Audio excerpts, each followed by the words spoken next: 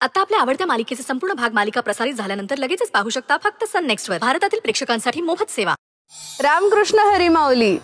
मी अक्षय अरविंद नाईक तुम्हा सगळ्यांचं स्वागत करते सन मराठी प्रस्तुत वारसा कीर्तनाचा या आपल्या भक्तिमय कार्यक्रमात. ज्येष्ठ कीर्तनकार हरिभक्त परायण बाबा महाराज सातारकर यांच्याकडून कीर्तन कलेचा वारसा लाभलेल्या हरिभक्त परायण भगवतीताई कालपासून आपल्या सोबत आहेत. कीर्तन कलेची ख्याती जगभरात नेणारं नाव म्हणजे हरिभक्त परायण बाबा महाराज सातारकर. त्यांना मानवंदना देण्याचा वसा सन मराठीने घेतलाय आणि म्हणूनच हा कीर्तन सोहळा सुरू केलाय. चला तर मग सुरू करूया आजचा कीर्तन सोहळा. माऊली जगद्गुरु तुकोबाराय महाराज आणि आपल्या अप्रतिम अभंगामधून साधा अभंग नाही तो त्यांचा स्वानुभव आहे. आपली कल्पना असते, आपले विचार असतात आणि संतांची अनुभूती असते, संतांची प्रतीती असते, प्रत्यक्ष भोगलेली संतांचा अनुभव असतो. म्हणून संत हे अनुभवजन्य आहे. संतांचा दरबारी विश्वाच्या अध्यात्माची परमार्थाची पाठशाळा आहे मोठी. पण ह्या पाठशाळेमध्ये बाप कान पकडून आणत नाही आपल्याला. आपण स्व इच्छेने येतो. आपण स्व इच्छेने येतो. तेव्हा स्व इच्छेने जेव्हा आपण दाखला घेतो तेव्हा पुरेपूर अभ्यास करायचा असतो, पुरेपूर मन लावायचं असतं. हे जगद्गुरु सारख्या महात्म्यानी मागे बहुता जन्मी हेची करिता आलो आम्ही.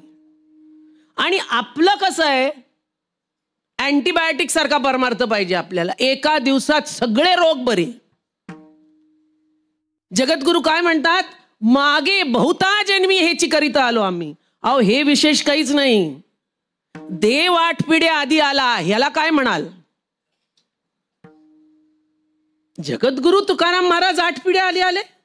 अंबरीश प्रल्हाद उद्धव अंगद नामया तुकया, जे जे झाले अवतार तुका त्याचे बरोबर. कुठले अवतार, या अवताराला कळलं पाहिजे ना. ते काय आपल्यासारख्या अवताराला कळलं पाहिजे याचं महत्व काय आहे.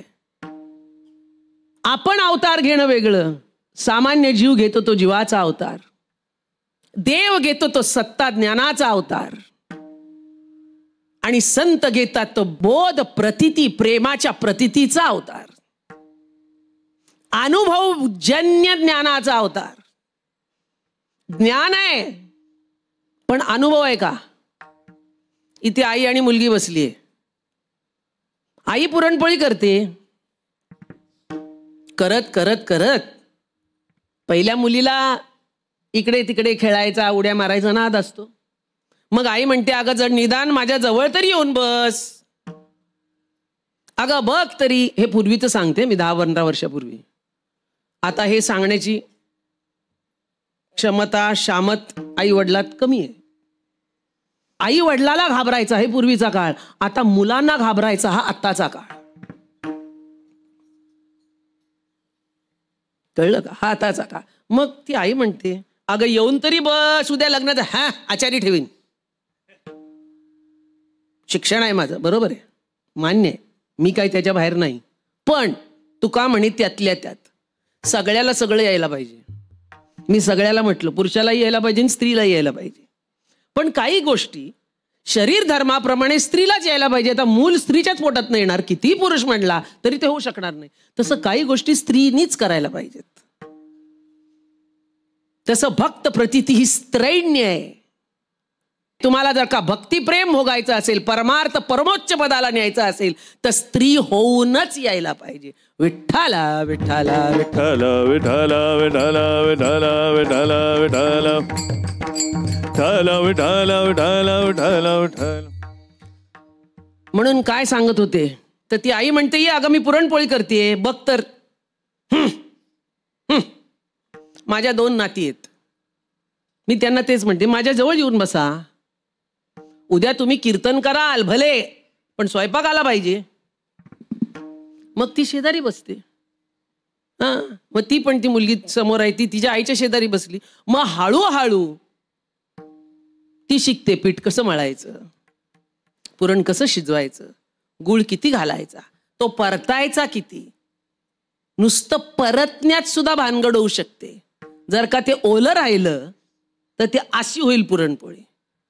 तसं तुम्ही म्हणाल आम्ही पुरण शिजवलं, पीठ मळलं, आम्ही ज्ञान संपादन केलं, आम्हाला कर्म येतं. अरे पण मूळ परतण्याचा भाव येत नाही ना. किती ओलावा ठेवावा, भरता येईल तितकं. तसं काही जणांचा उतू जाणारा परमार्थही नको, मोजून भक्तीची या मापे. ते पुरण आज शिरलं पाहिजे, उंडा वर्ण बंद झाला पाहिजे असं असं करून. मग काही ना उगाचच नावाला पोळी करायची म्हणून उंडा एवढा घ्यायचा आणि पुरण एवढंसं टाकायचं, ते काय सोपं आहे? तसं म्हणायला एवढा मोठा उंडा ज्ञानाचा दाखवायचा, नात पुरण एवढूच भक्तिप्रेमाचं, त्याला काय उपयोग आहे? ती गोड पोळी आहे का काय? गोडधोड आहे ना ते. गर्भित अन्न आहे, गर्भित.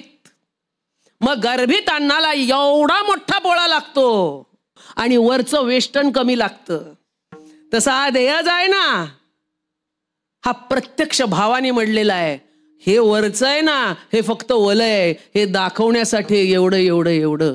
कशासाठी? भक्तीची या मापे मोजितो अनंता, इतराने तत्वता न मोजवे, हे सिद्ध करण्यासाठी मानव देह. लक्षात येते का काय म्हणते मी? मन हे मोठं भानगडीच आहे. काय इकडे धावतं तिकडे धाव. काय मन म्हणजे काय? संकल्प विकल्प करत ते मन.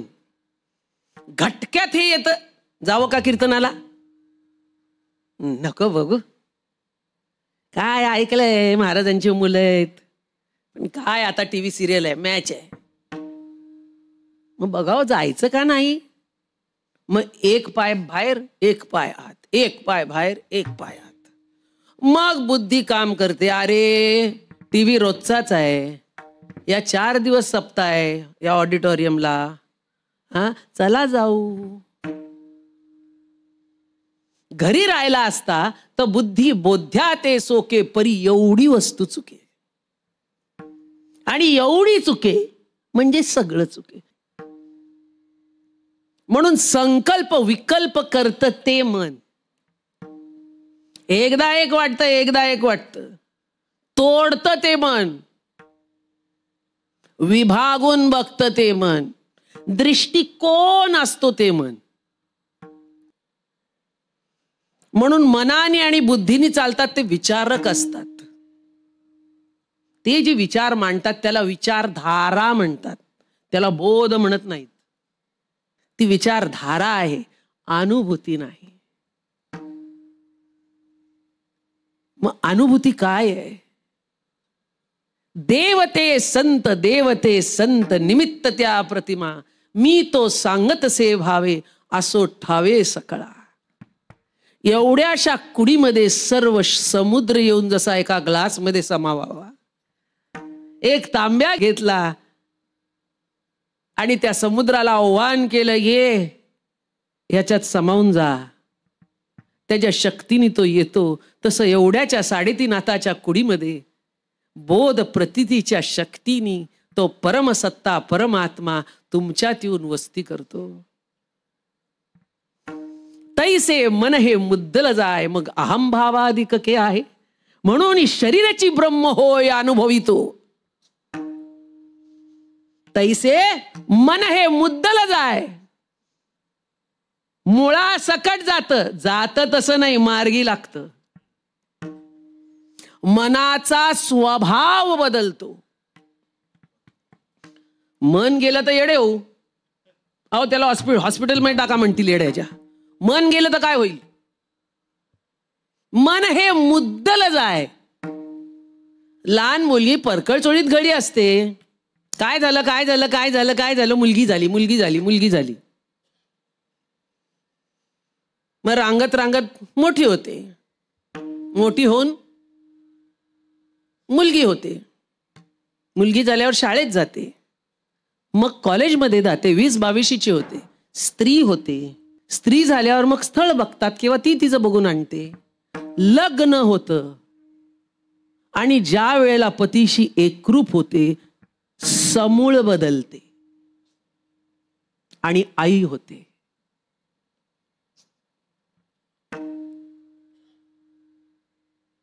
कळलं का काय सांगितलं ते? तीच गोष्ट मनच. पण मनाचं काय झालं? उन्मनी मननी वाले, उन्मनी मननी वाले, उन्मनी मननी वाले, उन्मनी मननी वाले. सावळे परब्रह्म भासले, सावळे परब्रह्म भासले, उन्मनी मननी वाले, उन्मनी मननी वाले. सावळे परब्रह्म भासले, सावळे परब्रह्म भासले, मनी मननी वाले, मनी मननी वाले. म्हणून संकल्पोनी मन काढले. कळलं की नाही? संकल्पात विकल्प करत ते मन, ते व्यापक होत. तयाचे मन चैतन्य झाले, ते एक देशी परिव्यापिले लोकत्रय. कळलं की नाही? एक देशी परिव्यापले लोकत्रय. सर्व ठिकाणी भरून उरत. तसं मन इथे काय यावं? मनात भलत सलत येत म्हणून संत संगत. संताचे संगती मनोमार्ग गती, संतांचे संगती मनोमार्ग गती, संताचे संगती मनोमार्ग गती, संतांचे संगती मनोमार्ग गती. कळावा श्रीपती येणे पंथे, अकळावा श्रीपती येणे पंथे, अकळावा श्रीपती येणे पंथे. आता एक लक्षात घ्या, हा जो पालट आहे तो कशामुळे झाला मला सांगा? त्या मुलीमध्ये पालट का झाला? माहेरून सासरला गेली म्हणजे काय झालं मला सांगा? तिचं भाव विश्व पालटलं, तिचा भाव पालटला, तिचे विचार पालटले, तिची तत्व पालटली, तिचा देव सुद्धा पालटला. माहेरचा भैरोबा, सासरचा खंडोबा. बरोबर ना? नाही नाही नाही नाही, आम्हाला ना जायला पाहिजे, लग्न झाल्यावर तिथे पाया पडून यावं. आमचा देव. बरं बरं बरं, देव सुद्धा पालटला. अहो, हे बरोबर चूक बाजूला सोडा, पालटला न काय ते असेल. तिची मानसिक तयारी किती झाली ते बघा ना. आज जे जगात दिसतंय ते धर्मावरून वाद आहेत, पण इथे सहज स्वाभाविकरित्या ती पालटून जाते. वादबीद काही नाही. आणि इकडचेही बोलत नाहीत आणि इकडचेही बोलत नाहीत. म्हणजे काय झालं? तिचा भाव पालटला.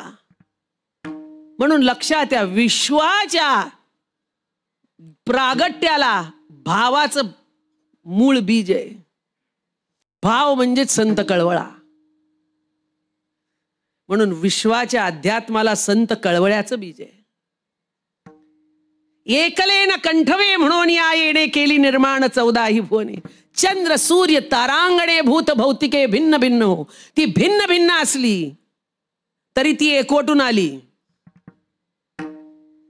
पंचमाभूत एकवटून आली आणि त्यांच्यातनं एक भाव उकळू लागला. असा उमाळा येऊ लागल्या त्या भावाला, आणि तो उमाळा आलेला भावच संत रूपाने जन्माला आला. एकले न कंठवे. अहो तुम्ही सांगा, आता उलट विचार, संत देवाला सोडून आहेत का?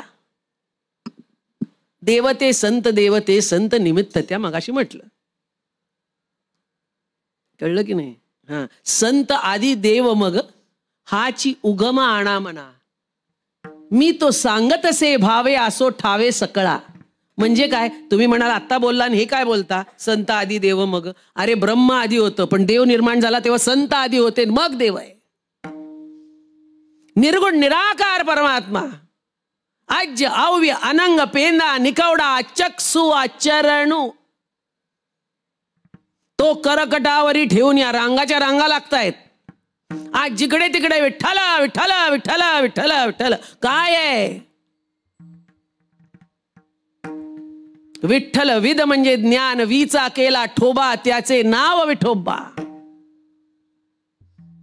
म्हणून या माप भक्ती केले. मग तुकाराम महाराजांना विचारलं, हे माप बी भानगड काय, आम्ही कसं कळावं आम्हाला?